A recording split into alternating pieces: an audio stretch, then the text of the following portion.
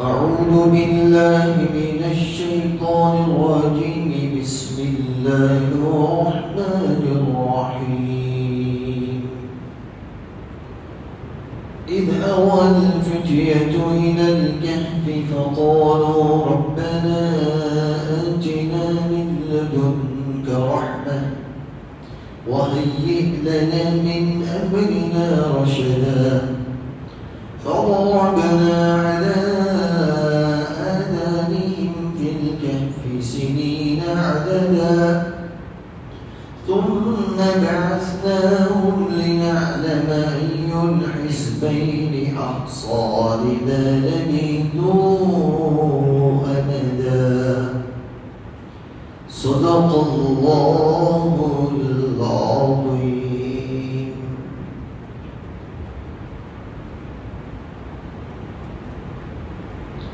کل گزشتہ کی تفسیر میں ہم نے یہاں تک بات سنی تھی کہ قوم کے بت پرستی کے میلے میں کچھ نوجوان وہاں سے الگ ہو گئے اور ایک درخت کے نیچے جمع ہو گئے، اور پھر اسی سے وہ ساری بات سمجھی تھی کہ اللہ رب العالمین کس طریقے سے دنیا میں لوگوں کو ایک کر دیتا ہے۔ اس سے پہلے ایک ملاقات عالم میں ارواح میں ہو جاتی ہے، اور وہیں ملاقات پھر اس دنیا میں کسی بھی سبب سے پیدا ہو جاتی ہے۔ یہ نوجوان اس درخت کے نیچے اکٹھا ہوئے اور ہر ایک نے اپنے کے جدا ہونے کے قصے کو بیان کیا کہ میں نے اپنی قوم کا میلہ کیوں چھوڑ دیا، میں بادشاہ کے میلے میں شریک تھا، وہاں کو چھوڑ کر کیوں چلا آیا۔ ہر ایک نے اس کی وجہ بیان کر دی۔ جب سب نے دیکھا کہ سارے نوجوان ایک ہی سبب سے اس میلے کو چھوڑ کر آئے ہیں، تو پھر انہوں نے اپنے ایمان کی حفاظت کے اسباب اختیار کرنا شروع کیے۔ یہ لوگ جانتے تھے کہ اگر ہم اپنے ایمان کو اور اپنے صحیح عقیدے کو لوگوں کے سامنے ظاہر کریں گے تو بادشاہ ہمیں قتل کروا دے گا، اس لیے ایسا تو کر نہیں سکتے، اور سارے نوجوان ساتھ میں مل کر رہ بھی نہیں سکتے، کیونکہ اگر ایک ساتھ ایک جماعت میں مل کر رہیں گے تو بھی لوگوں کو شک اور شبہ پیدا ہو جائے گا۔ اس لیے کیا کریں، ہر ایک نے یہ طے کیا کہ ہم سب جو ہیں اپنی اپنی عبادت کے لیے الگ الگ جگہ متعین کر دیتے ہیں۔ چنانچہ ان نوجوانوں نے اپنی اپنی الگ الگ عبادت گاہ متعین کر لی اور اسی میں نمازیں وغیرہ پڑھنے لگے، اسی میں اللہ کو یاد کرنے لگے اور اسی میں اللہ کے احکام کو پورا کرنے لگے۔ رہتے رہتے ان نوجوانوں کی یہ بات لوگوں میں مشہور ہو گئی کہ کچھ نوجوان ہیں جن میں سے ہر ایک نے اپنی اپنی جدا جدا عبادت گاہ بنا رکھی ہے، اور وہ اس میں ہمارے بادشاہ کے مذہب پر نہیں چلتے بلکہ ایک اللہ کی عبادت اور بندگی کرتے ہیں۔ جب یہ بات مشہور ہو گئی، ظاہر سی بات ہے ہر جگہ کے اوپر کچھ قسم کے لوگ چاپلوسی کرنے والے ہوتے ہیں، چغلی کرنے والے ہوتے ہیں، تو کسی چگل خور نے، کسی چاپلوس نے بادشاہ کے پاس جا کر یہ شکایت کر دی، ان کی یہ بات پہنچا دی بادشاہ کو کہ اس طریقے سے کچھ نوجوان ہیں جو آپ کے مذہب کو نہیں مانتے اور وہ ایک اللہ کی بندگی کرتے ہیں۔ یہ چغلی کر دی، یہ چاپلوسی کر دی، جو اسلام میں بڑا سخت گناہ ہے۔ چگل خور کبھی بھی اللہ کی رحمت کے پاس نہیں جا سکتا. اللہ کی رحمت کبھی بھی چگل خور پر اتر نہیں سکتی. بعض لوگوں کی عادتیں ایسی ہوتی ہیں، جیسے یہ ہمارا گاؤں ہے، ایک مثال ہے. چلو آپ ہمارے گاؤں کی نہیں دیتے، کسی اور گاؤں کی دے دیتے ہیں. جیسے کسی جگہ کوئی گاؤں ہے اور اس گاؤں میں کوئی چودھری قسم کا، بڑے سردار قسم کا کوئی آدمی رہتا ہے.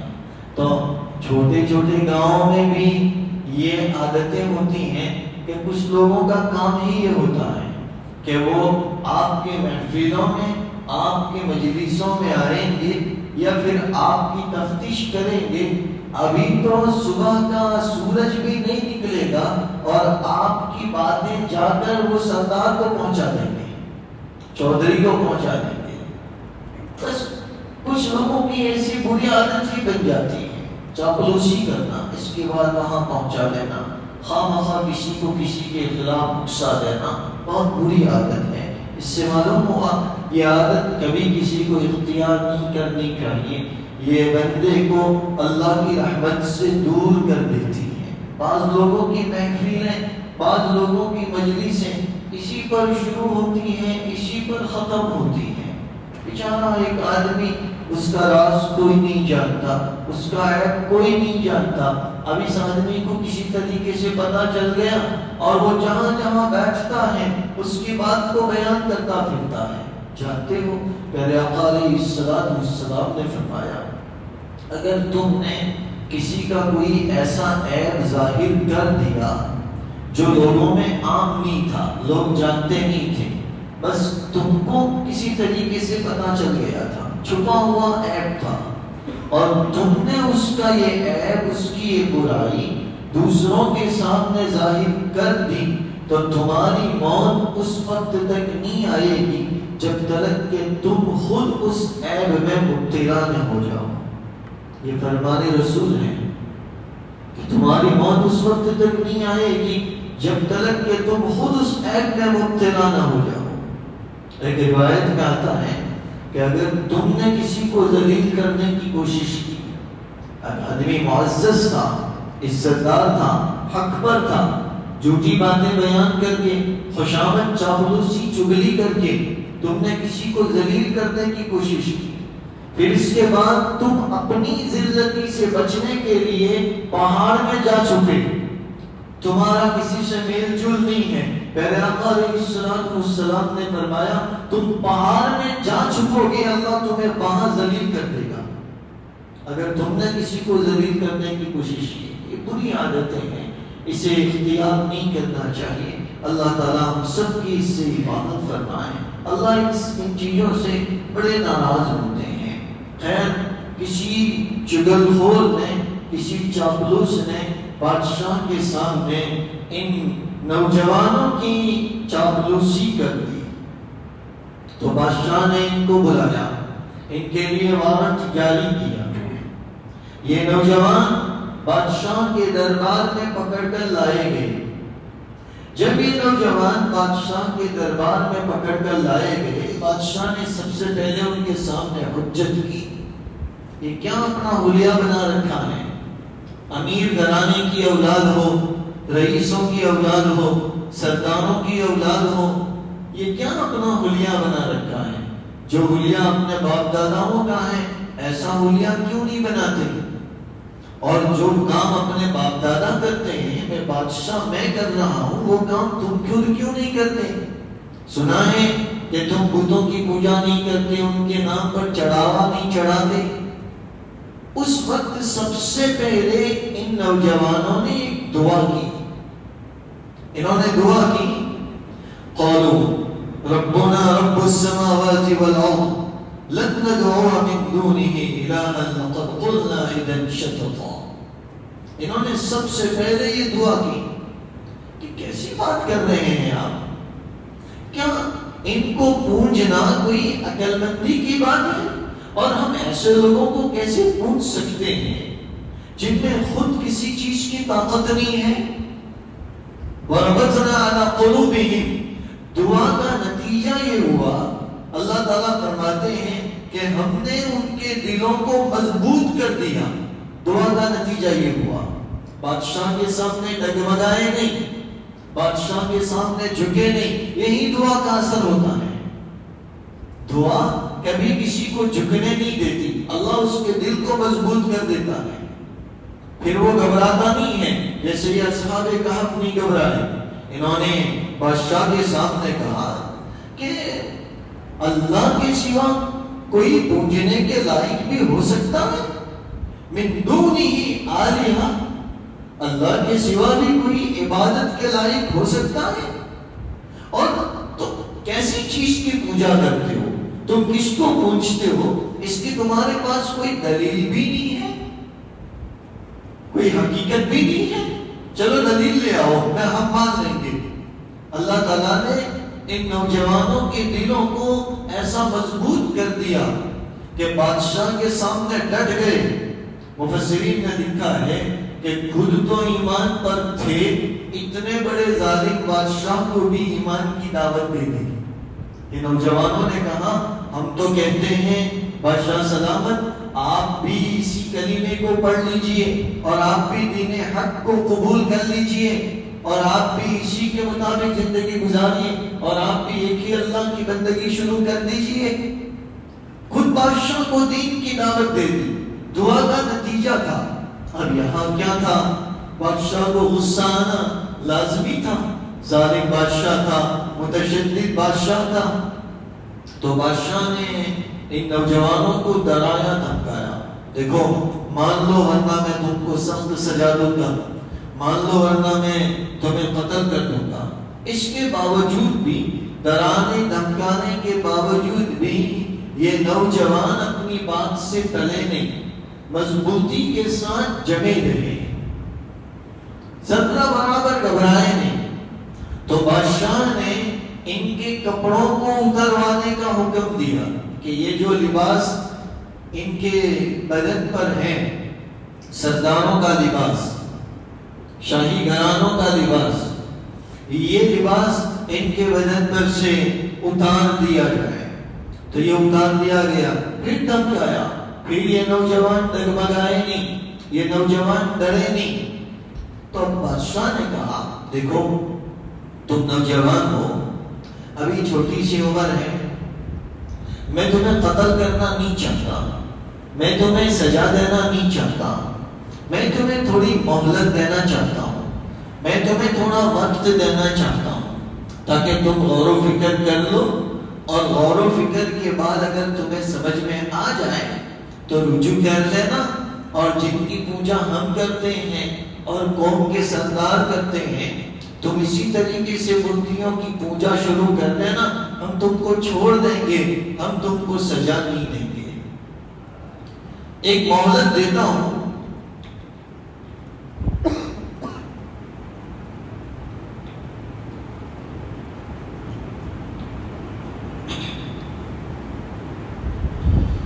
ایک مہلت دیتا ہوں، اتنی مہلت میں اگر تم سنبھل جاؤ، سدھر جاؤ تو ٹھیک ہے، باقی تم قتل کر دیے جاؤ گے. یہ کہہ کر بادشاہ اپنے کسی کام سے نکل گیا. جب وہ اپنے کسی کام سے نکل گیا تو یہ نوجوانوں نے اس وقت میں موقع دیکھا اور موقع دیکھ کر اپنے شہر کو چھوڑ دیا اور شہر افسوس کے کسی کنارے پر ایک وادی میں جس کا نام رقیم ہے، اس کے پہاڑ کی کسی گفا میں جا کر انہوں نے پناہ لے لی. پھر اس وقت میں جبکہ ان کو بادشاہ کے واپس آنے کی خبر ملی، اس وقت میں انہوں نے دوبارہ اللہ رب العالمین کے حضور میں دعا کی، ربنا آتنا من لدنک رحمہ وہیئ لنا من امرنا رشدا. اے اللہ تو اپنے پاس سے ہمیں بخشش عطا کر، ہمیں انعام عطا کر، ہمیں رحمت عطا کر، وہیئ لنا من امرنا رشدا، اور ہمارے سارے کاموں کو درست کر دیں، ہمارے لیے درست کے راستے کھول دیں. اس وقت انہوں نے یہ دعا کی. ایسے کئی مختلف قصے اصحاب کہف کے اس طریقے کے کار میں جانے کے اور دعا کرنے کے بیان کیے گئے ہیں یعنی قصوں میں سے ایک قصہ امام بغوی رحمۃ اللہ علیہ نے بھی بیان کیا ہے۔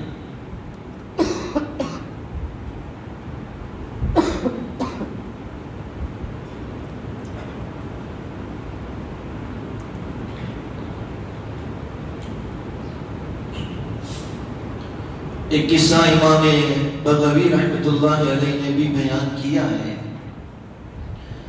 امام بغوی رحمۃ اللہ علیہ لکھتے ہیں کہ جس زمانے میں یہ نوجوان تھے، یہ حضرت عیسیٰ علیہ نبینا علیہ السلام کے ماننے والوں کا زمانہ تھا، لیکن عیسائیوں کے دینی حالات بہت ہی زیادہ بدتر ہو چکے تھے، بہت ہی زیادہ خراب ہو چکے تھے، ان کے دینی حالات بہت ہی زیادہ بگڑ چکے تھے۔ انہوں نے حضرت عیسیٰ علیہ نبینا علیہ السلام کی تعلیمات کو چھوڑ کر بت پرستی کو شروع کر دیا تھا۔ انہوں نے حضرت عیسیٰ علیہ نبینا علیہ السلام کی تعلیمات کو چھوڑ کر بجائے اللہ کے لیے قربانیاں کرنے کے اپنے بتوں کے نام پر قربانیاں کرنا شروع کر دی تھی۔ انہوں نے چڑھاوے اللہ کے لیے نہیں، ان بتوں کے نام پر شروع کر دیے تھے۔ پبلک میں بھی یہ بگاڑ تھا اور ان کے بادشاہوں میں بھی یہ بگاڑ تھا۔ انہی بادشاہوں میں ایک بادشاہ دقیانوس تھا، اس میں بھی یہ بگاڑ پیدا ہو چکا تھا۔ یہ بھی بتوں کی پوجا کرتا تھا، مورتی پوجا کرتا تھا اور لوگوں کو بتوں کی پوجا کے لیے مجبور کرتا تھا۔ اتنا ہی نہیں، یہ دقیانوس اپنے لوگوں کو اپنے شہروں میں بیچتا تھا تاکہ جا کر دیکھیں کہ لوگ بتوں کی ہی پوجا کرتے ہیں یا حضرت عیسیٰ علیہ السلام کی تعلیم کے مطابق ایک اللہ کی عبادت کرتے ہیں۔ جب لوگ آ کر بتاتے کہ ہاں وہ بتوں کی ہی پوجا کرتے ہیں اور انہیں کو چڑھاوا چڑھاتے ہیں تو یہ دقیانوس ان کو چھوڑ دیتا۔ جب کسی کے بارے میں پتہ چلتا کہ اس بستی کے لوگ، اس شہر کے لوگ یہ آپ کے مذہب کے مطابق بتوں کی پوجا نہیں کرتے، وہ تو ایک اللہ کی عبادت کرتے ہیں، تو یہ دقیانوس ان کو بلا کر ان کو سب سے پہلے مہلت دیتا، ان کو مجبور کرتا کہ تم میرے مذہب کو مان لو، تم میری طرح بتوں کی پوجا شروع کر دو اور بتوں پر چڑھاوا شروع کر دو، تب تو تم بچ سکتے ہو، باقی تم بچ نہیں سکتے۔ جو مانتا انہیں چھوڑ دیتا اور جو نہیں مانتا انہیں قتل کروا دیتا۔ اتنا ہی نہیں کہ قتل کروا دیتا، یہ قتل کروا دیتا اور قتل کرا کر ان کے ٹکڑے کرتا اور ان کے ٹکڑوں کو شہروں کے دروازوں کے اوپر لٹکا دیتا تاکہ لوگوں میں یہ خوف پیدا ہو جائے کہ اگر ہم بادشاہ کی بات نہیں مانیں گے تو ہمارا یہی حشر ہوگا، ہمارا یہی حال ہوگا۔ ایسا ہی کام جیسے ہمارے زمانے میں مسلمانوں کے اوپر ظلم کرنے والے ایک تو مسلمانوں پر ظلم کرتے ہیں اور خود اس کے ویڈیو بناتے ہیں اور پھر اسے سوشل سائٹوں پر اپلوڈ کرتے ہیں۔ ان کا منشا یہی ہوتا ہے کہ ان ویڈیو کو دیکھ کر دوسرے مسلمانوں میں ایک قسم کے خوف کا ماحول پیدا ہو جائے۔ یہ پہلے سے چلا آ رہا ایک طریق ہے باطل کا کہ وہ ڈرانے دھمکانے کے لیے اس طریقے کے کام کرتے ہیں۔ صرف وہی نہیں، حکومتیں بھی یہی کرتی ہیں۔ ابھی مصر کا جو حاکم اپنی کرسی سے سبکدوش ہوا، جسے اپنا ملک چھوڑنا پڑا، تقریباً 50 برس کے قریب اس نے اور اس کے ابا نے، اس خاندان نے مصر پر حکومت کی۔ اتنا پاکیزہ شہر ملک شام، اس کا حصہ یہ مصر ہے، اتنا پاکیزہ شہر جس کے بارے میں اللہ کے رسول علیہ السلام نے دعائیں کی، جس کے بارے میں بشارتیں سنائیں۔ اتنا پاکیزہ شہر جس شہر کے بارے میں پیارے آقا علیہ السلام نے آخری زمانے میں مسلمانوں کے جمع ہونے کو بیان فرمایا کہ سارے حق پرست قیامت سے پہلے اس شہر میں جمع ہوں گے، اور حضرت عیسیٰ علیہ نبینا علیہ السلام کی سرکردگی میں، آپ کی سپہ سالاری میں پھر باطل سے مقابلہ کریں گے۔ یہ ملک شام اتنا پاکیزہ شہر، اس شہر کو بھی اس نے خراب کر دیا۔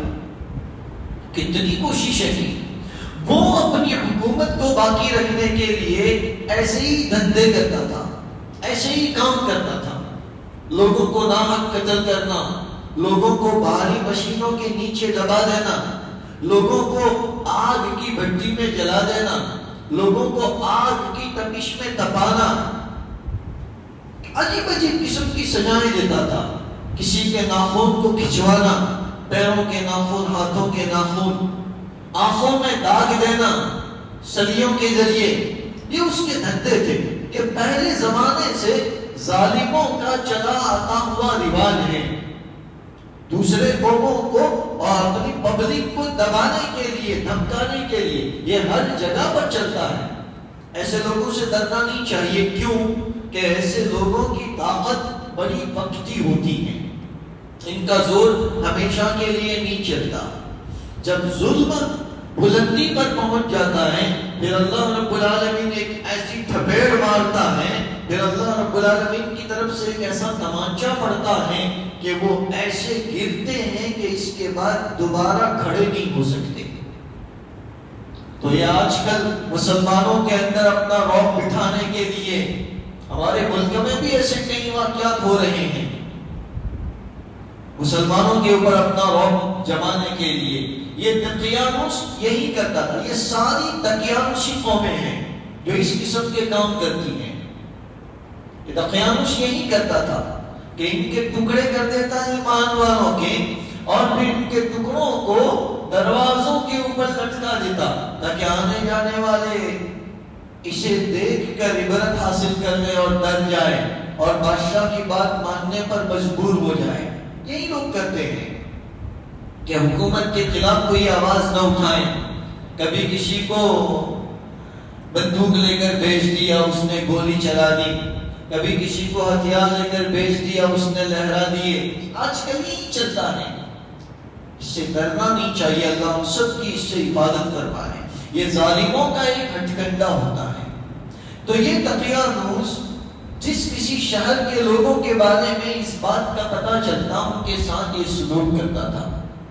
یہ اپنی عادت کے مطابق ایک مرتبہ شہر افسوس میں پہنچا، اس بات کو دیکھنے کے لیے کہ شہر افسوس میں کہیں کوئی اللہ کو ماننے والا تو نہیں ہے، یا بعض مفسرین نے لکھا ہے کہ کسی طریقے سے بادشاہ کو پتہ چل گیا تھا کہ آپ سارے شہروں کی تفتیش کرواتے ہیں، آپ کا ایک شہر افسوس ہے، اس میں تو لوگ توحید پرست ہیں، اللہ کی عبادت کرتے ہیں، اللہ کی بندگی کرتے ہیں۔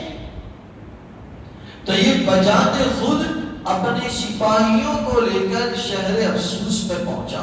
جیسے ہی اس کے آنے کی خبر شہر والوں کو ملی، سارے شہر میں بھگدڑ مچ گئی، جس کا جدھر رخ تھا ادھر وہ بھاگ گیا۔ وہ جانتے تھے یہ بادشاہ کتنا ظالم ہے، وہ کس طریقے سے ظالمانہ قتل کرتا ہے، اس لیے سارے لوگ بھاگ گئے، جس کا جدھر رخ تھا ادھر وہ چلا گیا۔ لوگوں میں ایک قسم کی بھگدڑ مچ گئی۔ یہ خبر ان نوجوانوں کو بھی ملی کہ بادشاہ ہمارے شہر افسوس میں آ چکا ہے، اور وہ لوگوں کو پکڑتا ہے، جو اس کی بات کو مان لیتا ہے اسے چھوڑ دیتا ہے، اور جو اس کی بات کو نہیں مانتا دقیانوس انہیں قتل کر دیتا ہے۔ یہ نوجوانوں کو بھی جب اس بات کی خبر پہنچی، یہ نوجوان بڑے پختہ ایمان والے، نماز کے پابند، روزوں کے پابند، یہ اس وقت میں گھبرا گئے کہ ہائے اللہ کیسی مصیبت آن پڑی، اب ہم تیرا نام بھی خود طور پر نہیں لے سکتے۔ اس وقت میں انہوں نے یہ دعا کی اللہ رب العالمین کے حضور سے، اے اللہ یہ فتنہ جو ہمارے درمیان میں برپا ہوا ہے، اے اللہ اس فتنے کو دور فرما، اے اللہ یہ جو مصیبت ہمارے اوپر آئی ہے، اے اللہ اس مصیبت کو ہمارے اوپر سے دور فرما۔ انہوں نے دعا کی، اے اللہ یہ ظالم بادشاہ کے تسلط کو ہمارے اوپر سے ختم فرما، تاکہ ہم اور تیرے نام لیوا بندے، توحید پرست بندے کھلے مہار اللہ کی بندگی کر سکیں۔ یہ تو آپ کھلے طور پر اللہ کی عبادت بھی نہیں کرنے دیتے، اللہ کی بندگی بھی نہیں کرنے دیتے۔ اسے آج کل راستوں پر نماز پڑھنے کے ذریعے ہمارے یہاں شروع ہو چکا، یہاں نماز پڑھے غلطی کر دی، گناہ کر دیا، پھر وہاں کے لوگوں کو ذلیل کرنا، پھر ان کا ویڈیو بنا کر اپلوڈ کرنا عام ہوتا جا رہا ہے۔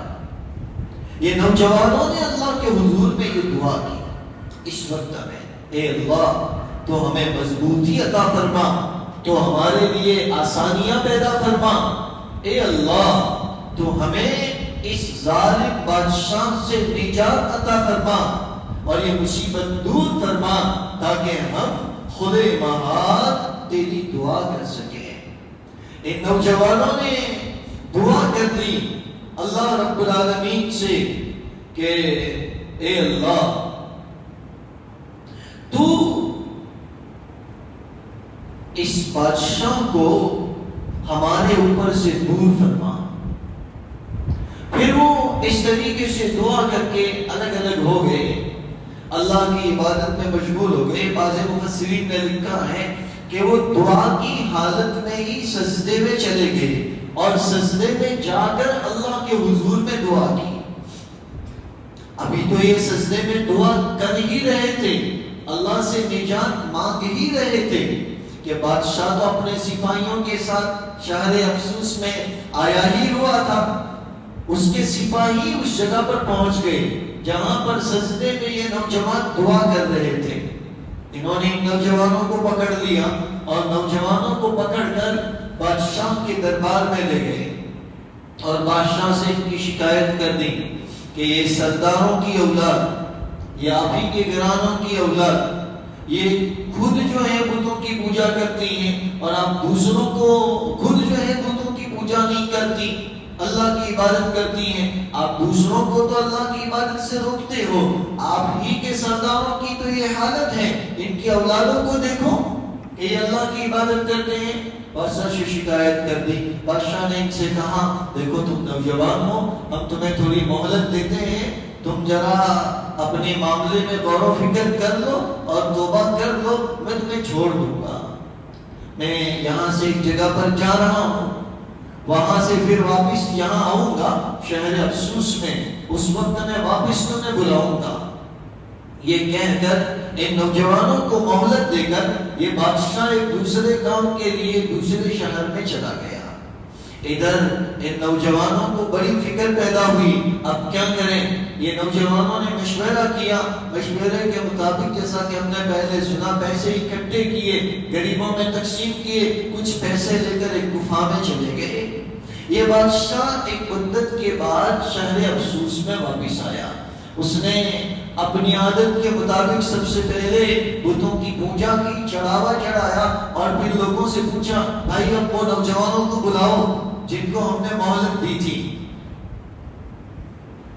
اب یہ نوجوانوں کو ڈھونڈنے کے لیے سارے لوگ گئے، یہ ملے ہی نہیں، کیونکہ یہ تو ایک گفا میں چلے گئے تھے، یہ ملے ہی نہیں۔ اس وقت میں دقیانوس نے کہا کہ یہ لوگ بڑے نادان ہیں، وہ میرے معاملے کو جانتے نہیں، میں انہیں قتل تھوڑی کر دیتا، اگر وہ میری بات مان لیتا تو میں انہیں چھوڑ دیتا، میں ان کی اس گستاخی پر ان کو سزا بھی نہیں دیتا۔ ان لوگوں کے کیس نے، ان لوگوں کے مسئلے نے مجھے بڑا پریشان کر رکھا ہے۔ دقیانوس کہنے لگا مجھے ان لوگوں نے بڑا پریشان کر رکھا ہے، اب ان کو ڈھونڈو۔ ایک روایت میں یہ بھی آتا ہے کہ جب یہ نوجوان نہیں ملے تو بادشاہ نے ان کے باپوں کو بلوایا، ان کے اباؤں کو بلوایا دربار میں، اور ان سے تفتیش شروع کر دی کہ بھئی اپنے بیٹوں کے بارے میں بتاؤ، اپنی اولاد کے بارے میں بتاؤ۔ انہوں نے کہا بادشاہ سلامت، آپ تو جانتے ہیں جس کی پوجا آپ کرتے ہیں ہم بھی اسی کی پوجا کرتے ہیں، جس کو آپ مانتے ہیں ہم اسی کو مانتے ہیں، ہم نے تو آپ کے حکم کی خلاف ورزی کی نہیں۔ ابھی ہماری اولاد، اب یہ ایسی نکلی، ہمیں آج پتا چلا ہے کہ ہماری اولاد نے یہ کام کیا ہے، ہماری تو اس پر کوئی گرفت نہیں ہو سکتی۔ یہ ابا کہنے لگے، ساروں کے باپ کہنے لگے کہ الٹا بادشاہ سلامت، یہ ہمارے بیٹے ہمارے گھروں سے روپیہ لے کر گئے ہیں اور ہمارے روپیوں کو غریبوں پر اڑا دیا، اس لیے آپ ہمیں ان کے بدلے میں قتل نہیں کر سکتے۔ جنہوں نے جرم کیا ہے ان کو ڈھونڈو، ان کو قتل کرو، ہمیں اس سے کوئی واسطہ نہیں۔ بادشاہ نے کہا ٹھیک ہے، ان لوگوں کا کیا قصور، ان کو جانے دو۔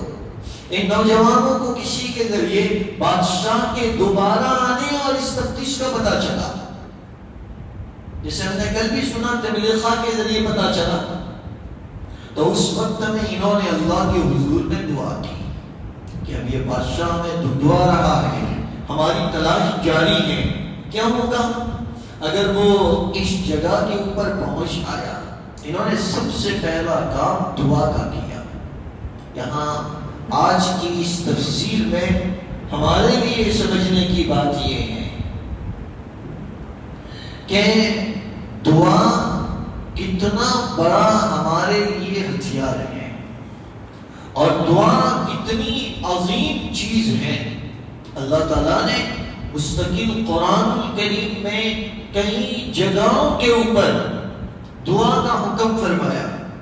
کبھی فرمایا وَإِذَا سَأَلَكَ عِبَادِي أَنِّي فَإِنِّي قَرِيبٌ أُجِيبُ دَعْوَةَ الدَّاعِ إِذَا دَعَانِ، جب میرے بندے میری بابت سوال کرتے ہیں ان کو بتا دیجئے فَإِنِّي قَرِيبٌ، میں تمہارے قریب ہوں۔ ایسا نہیں ہے کہ تم مجھے پکارو اور سننے میں دیر لگ جائے۔ اللہ تعالیٰ نے ایک جگہ قرآن میں فرمایا جس رگ کی وجہ سے تم زندہ رہتے ہو، جسے رگے جان کہتے ہیں، جو آدمی کی یہاں سے نکلتی ہے وہ رگ، اگر وہ ٹوٹ جائے آدمی پھر زندہ نہیں رہ سکتا۔ وہ چوڑا بھونک کر جس رگ کو، سفید رگ کو جو توڑا جاتا ہے، اسے رگے جان کہا جاتا ہے، من حبل الورید کہا جاتا ہے اسے۔ اللہ فرماتے ہیں تمہاری جان کی رگ سے بھی میں تم سے زیادہ قریب ہوں۔ اللہ فرماتے ہیں کہ جب وہ اجیب دعوت الداعی اذا دعان، جب میرا بندہ مجھ سے دعا کرتا ہے تو میں اس کی دعا کو قبول کرتا ہوں۔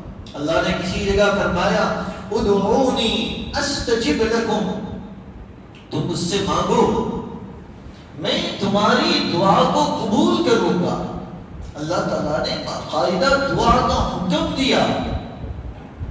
اللہ تعالیٰ نے کبھی فرمایا اَمَّن يُجِيبُ الْمُضْطَرَّ إِذَا دَعَاهُ، پریشان میں پھنسے ہوئے آدمی کی دعا کو جبکہ وہ ہم سے دعا کرتا ہے، ہمارے علاوہ اور کون ہے جو اس کی دعا کو سنے؟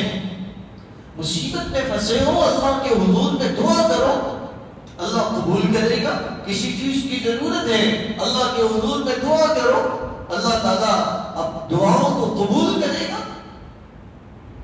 اللہ تعالیٰ دعاؤں کے قبول کرنے میں دنیا کے اسباب کا محتاج نہیں ہے،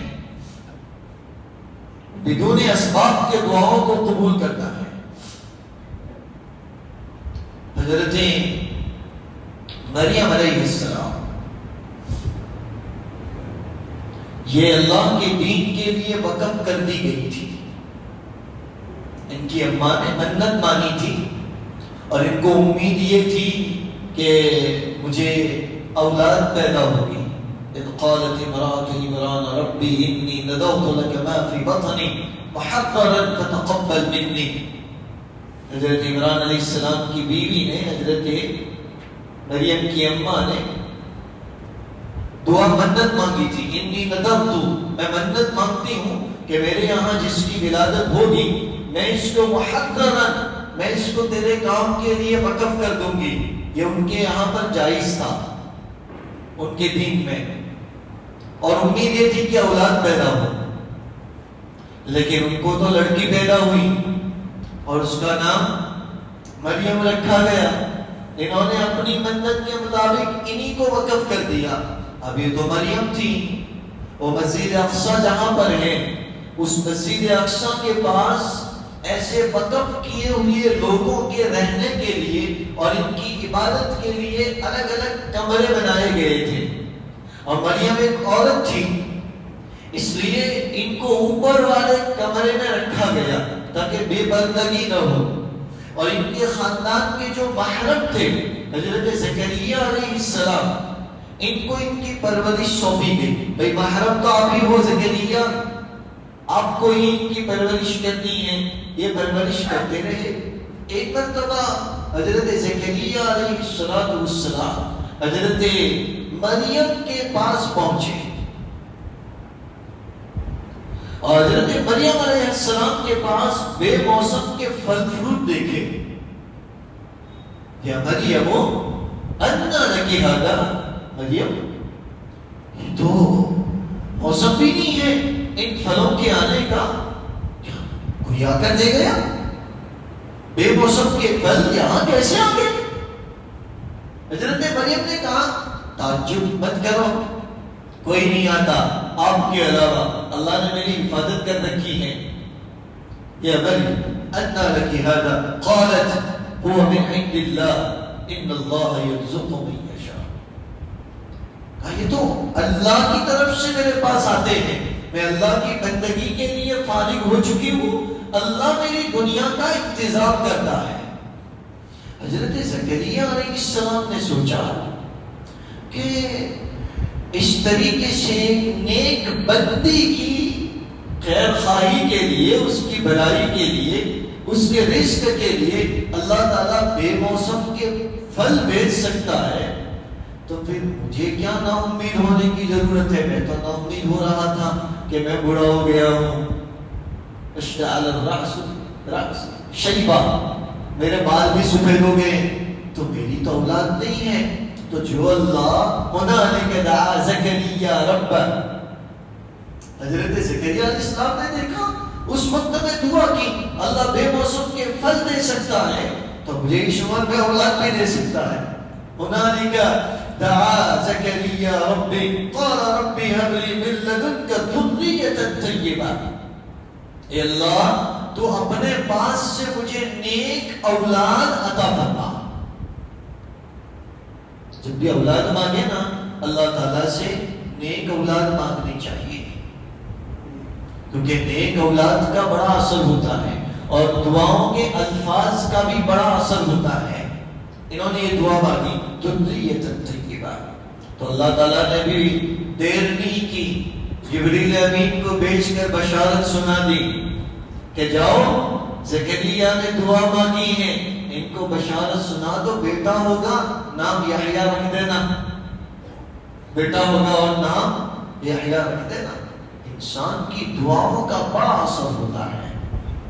یہ اصحاب کہف نے سب سے پہلے جب بادشاہ کی مصیبت کا پتہ چلا، ہر موقع پر اللہ کے حضور میں دعا کے لیے ہاتھ پھیلا دیے. اسی لیے پیغمبر علیہ السلام نے فرمایا الدعاء مخ العبادہ، دعا عبادتوں کا مغز ہے، عبادتوں کا اصل مزہ، عبادتوں کا اصل گرم دعا ہے. دعا ایک روایت میں فرمایا الدعاء هو العبادہ، دعا اصل عبادت ہے، دعا ہی بڑی عبادت ہے. پھر آقا علیہ السلام نے فرمایا لا يرد القضاء الا الدعاء، کہ دعا کے علاوہ کوئی بھی چیز تقدیر کو بدل نہیں سکتی. دعاؤں کے ذریعے اللہ تعالیٰ تقدیروں کو بدلتا ہے، فیصلے اس کے حضور میں سے بدلتے ہیں. اللہ تعالیٰ نے بعض فیصلوں کو آدمی کے اعمال کے ساتھ لٹکا رکھا ہے. اگر تم یہ کام کرو گے تو اس کا یہ نتیجہ ہوگا، اور تم یہ کام کرو گے تو اس کا یہ نتیجہ ہوگا. تقدیر دونوں ہے. ایسے ہی اللہ تعالیٰ نے بعض کاموں کو دعا کے ساتھ لٹکا رکھا ہے. ہے تقدیر، ہوتا وہی ہے جو اللہ کرتا ہے، لیکن اللہ وہ کرتا ہے جس کی اللہ سے اپنے بندے دعا مانگتے ہیں۔ اس لیے پہلے آقا علیہ السلام نے فرمایا کہ لا يرد القضاء الا الدعاء۔ حضرت انس رضی اللہ تعالی عنہ بڑے مشہور صحابہ میں ہیں۔ ان کی پھوپھی نے ایک مرتبہ کسی کے دانت توڑ دیے، کیس ہوا، اور فیصلے اس وقت میں پیارے آقا علیہ السلام کے حضور میں ہوتے تھے۔ اب فیصلہ پہنچا، پہلے تو جن کا دانت توڑا گیا تھا ان کو، ان کے خاندان والوں کو سمجھایا گیا کہ بھائی دیکھو، دانت ٹوٹنے کا جو نقصان ہے، دوا دارو کا جو خرچہ ہے، یہ وصول کر لیا جائے اور صلح کر لی جائے۔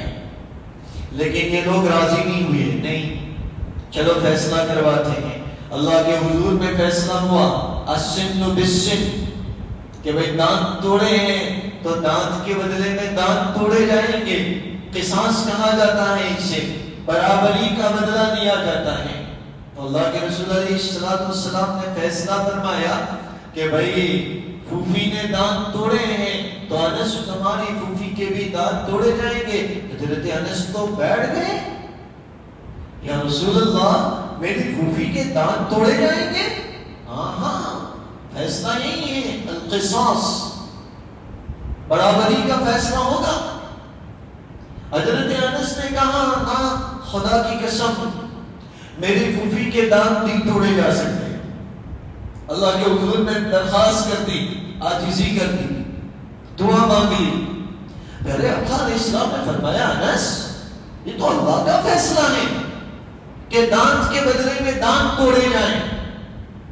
قرآن کی آیت ہے السن بالسن والجروح القصاص، کہ دانت کے بدلے میں دانت، اور جتنا زخم پہنچایا ہے اتنا زخم پہنچایا جائے۔ اور تم اس پر یہ بات کر رہے ہو؟ نا یا رسول اللہ میری پھوپھی کے دانت نہیں توڑے جا سکتے۔ اللہ تعالیٰ نے اس دعا کا یہ اثر فرمایا کہ جن کے خاندان والے خرچہ لینے پر راضی نہیں تھے، اللہ تعالیٰ نے ان کے دلوں کو ہی بدل دیا، اور انہوں نے اپنا فیصلہ بدل دیا کہ نہیں ٹھیک ہے، ہمیں جو ہے خرچہ دے دیا جائے، کسی کے دانت توڑوانے کی ہماری مرضی نہیں ہے۔ اللہ تعالیٰ نے یہ فیصلے ہی بدل دیے۔ لا يرد القضاء الا الدعاء۔ مومن کی دعا اتنی قیمتی ہے، اتنی قیمتی۔ دعا کا کیا اثر ہوتا ہے، اس پر کچھ حدیثیں اور قصہ، اور حضرات اصحاب کہف نے یہ جو دعا مانگی تھی، اللہ تعالیٰ نے اس دعا کا نتیجہ کیا دکھایا، اللہ تعالیٰ نے کیسے ان کی حفاظت فرمائی، اسے انشاءاللہ تعالی آئندہ کل کی تفسیر میں سنیں گے۔